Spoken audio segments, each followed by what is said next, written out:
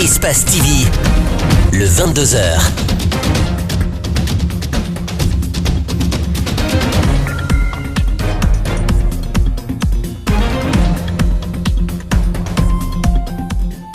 Bonsoir à tous, bienvenue aux 22h d'Espace TV. Tout d'abord, le sommaire de cette édition. La composition de la commission d'assainissement du fichier du corps enseignant fait des polémiques et suscite la colère de l'USTG et du SLEG. En cause, la participation des syndicats d'éducation non porteurs des revendications à l'origine de la grève qui a secoué l'école guinéenne durant 3 mois. S'achemine-t-on vers un bras de fer entre le gouvernement, le SLEG et l'USTG? Reportage à suivre dans un instant. Les services spéciaux de lutte contre le grand banditisme et le crime organisé viennent de mettre le grappin sur un présumé donneur de fausses grossesses aux femmes, ce à travers des produits périmés et dangereux pour la santé. Enfin, à Dublin, les réserves d'or s'accumulent à mesure que la date du Brexit approche, car de nombreux investisseurs nord-irlandais s'inquiètent d'une sortie du Royaume-Uni de l'Union européenne sans accord et d'une chute brutale du cours de la livre. Bientôt, l'opération d'assainissement du fichier du corps enseignant. Le ministre du Travail vient d'adresser une lettre à certaines centrales syndicales de l'éducation pour leur participation au processus. Mais ce point 2 de l'accord du 10 janvier 2019 suscite des débats dans le milieu syndical. En cause, ces structures n'étaient pas porteuses des revendications à l'origine de la grève qui a secoué pendant 3 mois le système éducatif guinéen. Mariam Fodé Camara, Ibrahima Souri Camara. La Fédération syndicale professionnelle de l'éducation et le syndicat national de l'éducation sont 2 structures qui ne sont pas signataires de l'accord signé le 10 janvier entre le gouvernement, le SLEG et l'USTG.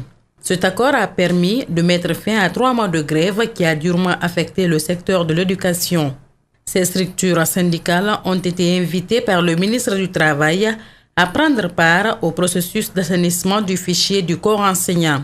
Une initiative que salue le secrétaire général du syndicat national de l'éducation, qui pense que cela pourrait éviter les règlements de compte. Nous avons dit qu'il faudrait que nous y soyons associés pour apporter une certaine transparence, lisibilité, visibilité sur toutes les étapes du processus de recensement. Il va de soi que toutes les structures syndicales soient associées à cette démarche pour éviter qu'on ne pense que de règlement de compte. À la FSPE, aucune structure n'a le monopole du syndicalisme en Guinée. Donc, pas question de rester en marge de cette opération. Qu'il reste clair, il n'appartient pas au SLEG d'écarter les autres structures syndicales de l'éducation. Donc c'est clair et net, nous serons de la partie et nous sommes partie prenante. Le secrétaire général du syndicat national de l'éducation prévient. Cette posture que le SLEG seul aille au recensement, nous demanderons à tous nos syndiqués de boycotter ce recensement. Et s'ils doivent nous radier, ils vont tous nous radier à la fonction publique. En attendant le démarrage de l'opération d'assainissement du fichier enseignant, le SLEG prévoit une grève générale si cet accord n'est pas respecté. Le programme d'appui de la réforme du secteur de la sécurité vient de créer une direction des ressources humaines au ministère de la Sécurité et de la Protection civile. La démarche vise à réformer la police nationale à travers le programme PARS.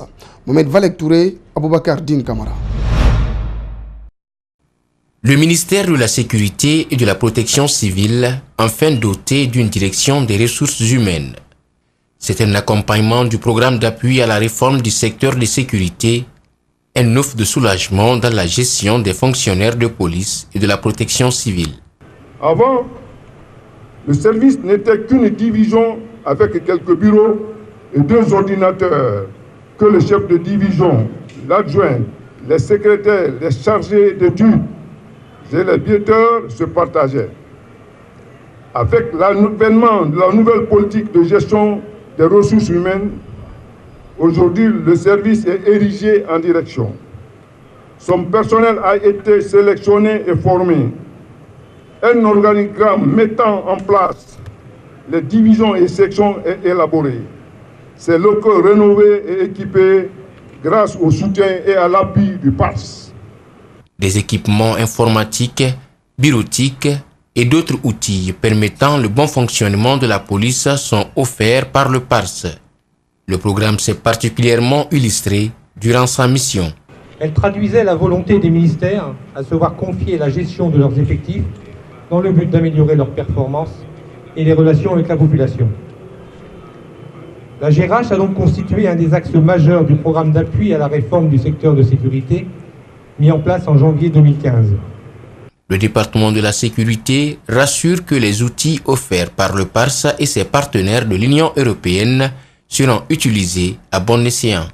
Ce que vous nous avez donné ici, comme méthode, comme procédure et enseignement, sera utilisé dans l'intérêt du service public.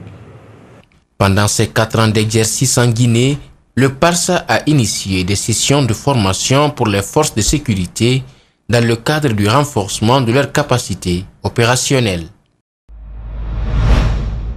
Parlons encore sécurité. Les services spéciaux de lutte contre le grand banditisme et de crimes organisés viennent de mettre le grappin sur un présumé donneur de fausses grossesses aux femmes.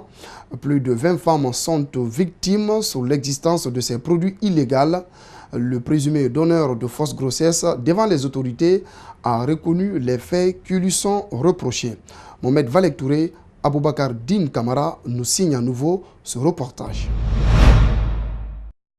Après Nafanta, un autre donneur de fausses grossesses vient d'être arrêté par les services du colonel Moussa Keboro Kamara. Collier a été arrêté à son domicile à Kiroti, qu'il avait transformé en clinique et administrait aux femmes infertiles ses produits. Il se fait faiseur de grossesse des femmes en difficulté de procréer. Donc, il administrait des produits, en particulier les produits qu'on appelle projectérol, n'est-ce pas, qui, au lieu que les femmes tombent en panne, créaient d'autres complications. Des produits toxiques et qui ont été retirés sur le marché, indique un médecin. Une vingtaine de femmes victimes de ces produits illicites se plaignent toutes de leur ventre ballonné, faisant croire qu'elles sont en grossesse alors que ce n'est pas le cas. Elles sont aujourd'hui dans le désespoir et risquent de perdre leur foyer. J'ai pris 50 piqûres, ça reste 11 piqûres. Ça est avec eux ici. Maintenant, je les vis ici. Quand je l'ai vu hier, j'ai dit, hey, docteur, regarde comment tu nous en fais. Il s'est mis à rire. Ça m'a fait mal. Les services du colonel Keboro ont été alertés sur l'existence d'un domicile où ce monsieur faisait office de gynécologue et arnaquait les femmes qui ont des problèmes d'enfants. C'est de santé. Est-ce que vous êtes agréé? Vous êtes agréé, justement. Le problème d'agrément. Oui ou non? Tu es agréé? On nous avait octroyé des papiers. Est-ce que toi-même tu as une formation de médecine pour avoir un agrément? Bon, la formation de médecine, je n'ai que l'attestation. Ces gens comme ça, on va les dénicher partout où ils sont. Et nous profitons de tendre la main encore, une main franche encore aux citoyens, sans lesquels on ne peut rien faire. Comme Obama le disait, que les citoyens sont des policiers déshabillés, doivent être en constante information avec les services de sécurité. Cet autre cas vient s'ajouter au cas de Nafanta arrêté en 2018 pour les mêmes pratiques illicites. Tenue ce vendredi d'une réunion de concertation sur la problématique de l'obligation d'assurance automobile en Guinée, l'objectif est de sensibiliser les usagers au respect de la loi qui rend obligatoire l'assurance des engins roulants mis en circulation en Guinée. Les images de Kerno Sadouba sont commentées par Idriss Savary.